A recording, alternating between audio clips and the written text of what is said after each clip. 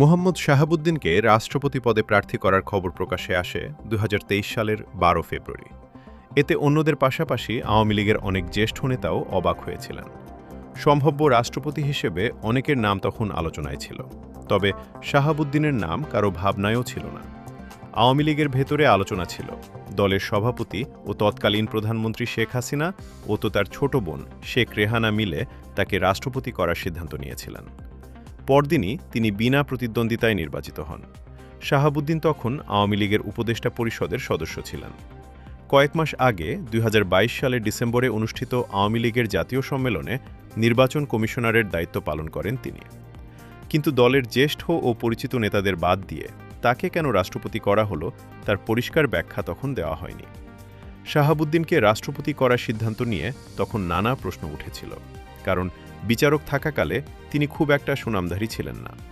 পরে দুর্নীতি দমন কমিশন দুগের কমিশনার হওয়ার পরেও তিনি আরও দুর্নামন। অবসরপ্রাপ্ত জেলা ও দায়রা জজ শাহাবুদ্দিন ২০১১ সাল থেকে ২০১৬ সাল পর্যন্ত দুদকের কমিশনার ছিলেন। ওই সময়ে তার বিরুদ্ধে অনিয়ম দুর্নীতির অভিযোগ উঠেছিল। এছাড়া পদ্মা সেতু প্রকল্পে দুর্নীতির ষড়যন্ত্রের অভিযোগ নিয়ে দুদকের তদন্তে তিনি গুরুত্বপূর্ণ ভূমিকা পালন করেন।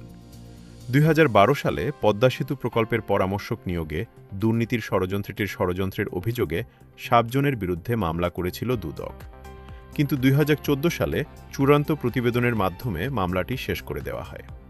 শাহাবুদ্দিনও পরে বিভিন্ন সময় দাবি করেন বিশ্বব্যাংকের চাপে মামলাটি করা হয়েছিল এবং তদন্তে দুর্নীতির কোনো প্রমাণ মেলেনি। মানববন্ধনে আওয়ামী লীগ সরকারের পতনের পর দুদক মামলাটি আবার অনুসন্ধান শুরু করে। দুদকের আইন অনুযায়ী কমিশনের চেয়ারম্যান বা কমিশনার দায়িত্ব শেষ হওয়ার পর প্রজাতন্ত্রের কোনো লাভজনক পদে নিয়োগ পাওয়ার সুযোগ নেই। এই বিধানের কারণে সংস্থাটির সাবেক কমিশনার শাহাবুদ্দিন রাষ্ট্রপতি হতে পারেন কিনা তা নিয়ে বিতর্ক ওঠে। তাকে রাষ্ট্রপতি নির্বাচিত ঘোষণা করে নির্বাচন কমিশনের প্রজ্ঞাপনের বৈধতা চ্যালেঞ্জ করে হাইকোর্টে দুটি রিটও করা হয়।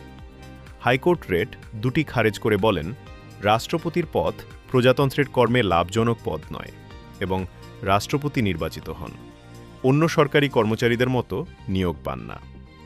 আপিল বিভাগও হাইকোর্টের সিদ্ধান্ত বহাল রাখেন।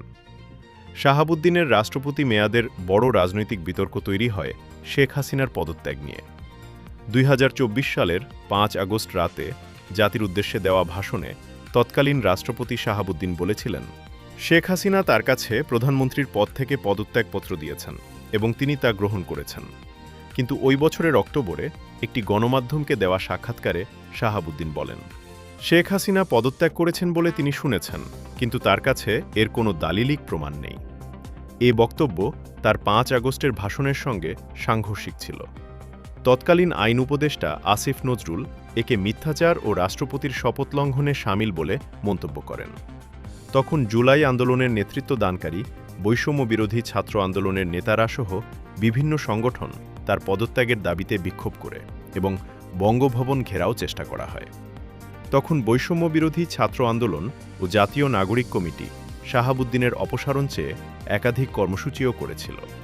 পরে বঙ্গভবন থেকে বিবৃতি দিয়ে শেখ হাসিনার পদত্যাগকে মীমাংসিত বিষয় বলা হয় এবং এ নিয়ে নতুন বিতর্ক সৃষ্টি না করার আহ্বান জানানো হয়। সম্প্রতি চিকিৎসার জন্য লন্ডনে থাকা অবস্থায় মোহাম্মদ শাহাবুদ্দিন দিল্লিতে অবস্থানরত ক্ষমতাচ্যুত প্রধানমন্ত্রী শেখ হাসিনার সঙ্গে টেলিফোনে কথা বলেছেন বলে একাধিক দৈনিক পত্রিকা। তো আজকে এই পর্যন্তই, কিন্তু প্রশ্নগুলো এখানেই শেষ নয়। এই দেশ, এই রাজনীতি, এটা আমাদের সবার। আপনি, আমি, আমরা সবাই মিলে গড়ে তুলব সচেতনতার একটা মঞ্চ। আপনার ভাবনা, আপনার চিন্তা এবং আপনার মতামত আমাদের দরকার। তাই কমেন্টে লিখে জানান এই মুহূর্তে আপনি কি ভাবছেন এবং আপনি কোন দিকে তাকাচ্ছেন। এটা একটা ভিন্ন মতের প্ল্যাটফর্ম। এখানে প্রশ্ন করার সাহস আছে, সত্যের পেছনে ছুটে চলার স্পর্ধা আছে। চ্যানেলটি ভালো লাগলে অবশ্যই সাবস্ক্রাইব করে পাশে থাকুন, কারণ একটা ক্লিকেই হতে পারে হাজারো অন্ধকার ভেদ করে আলো খোঁজা শুরু। ফিরছি পরের পর্বে আরও খোলামেলা বিশ্লেষণ নিয়ে। সে পর্যন্ত সবাই ভালো থাকুন, সুস্থ থাকুন। আল্লাহ হাফেজ।